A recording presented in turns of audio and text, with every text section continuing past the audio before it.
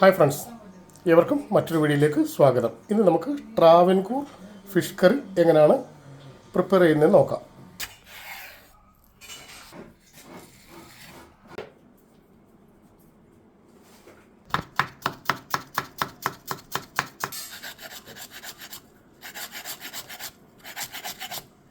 നമുക്ക് മറ്റൊരു പാത്രത്തിലേക്ക് തേങ്ങ ഒന്ന് ഫ്രൈ ചെയ്തെടുക്കാം.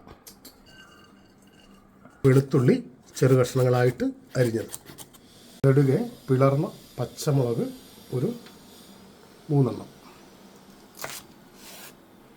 ഒരു 3 വറ്റൽ മുളക് 2 കീറിയത്, ഒരു 4 തുണ്ട് കറിവേപ്പില. ഏകദേശം ഫ്രൈ ആയ തേങ്ങയിലേക്ക് അല്പം ഇഞ്ചി, അല്പം വെളുത്തുള്ളി, പിന്നെ നമ്മൾ അരിഞ്ഞു വെച്ച വറ്റൽ മുളക്, കറിവേപ്പില തമ്മിൽ വീണ്ടും നന്നായി ഫ്രൈ ചെയ്തെടുക്കാം. അപ്പോൾ തേങ്ങ നന്നായിട്ടൊന്ന് ഫ്രൈ ആയി വന്നിട്ടുണ്ട്. ഇതിലേക്ക് നമുക്ക് മസാലകൾ ചേർത്ത് കൊടുക്കാം.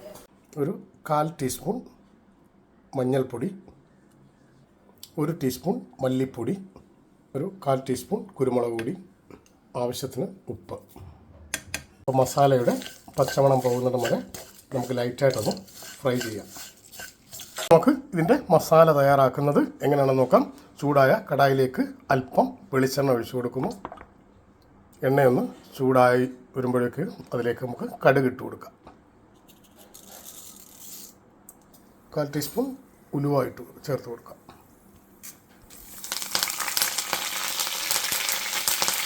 നമ്മൾ നേരത്തെ അരിഞ്ഞു വെച്ച ചെറിയ ഉള്ളിയും സവാളയും വെളുത്തുള്ളി,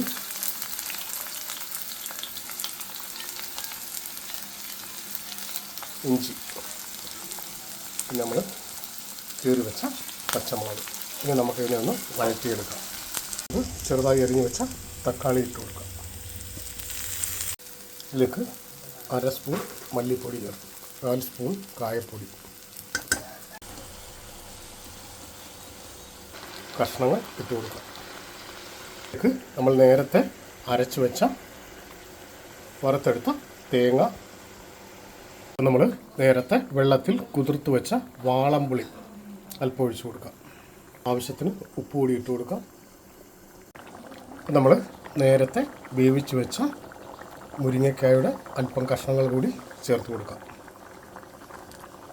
അല്പം വെളിച്ചെണ്ണ ഒഴിച്ചു കൊടുക്കാം.